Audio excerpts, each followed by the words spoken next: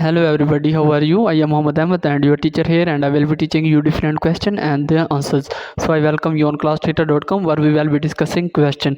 When must the sanitizing step occur when cleaning and sanitizing in a three compartment sink?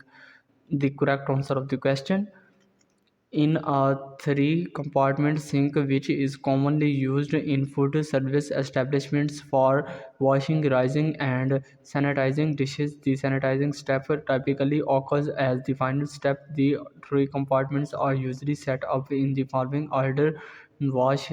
This is the first compartment where the items are washed with a detergent to remove greases, dirt, and other contaminants rinse.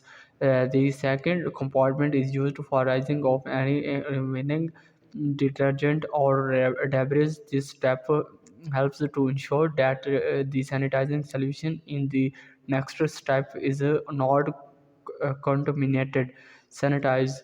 The third compartment is for sanitizing items are immersed in a sanitizing solution such as a mixture of water and an improved sanitizing agent for a specified contact time.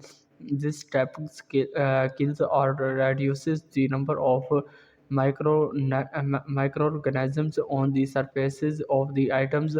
Following this three-step process helps ensure that dishes and utensils are effectively cleaned and sanitized for safe use in food preparation.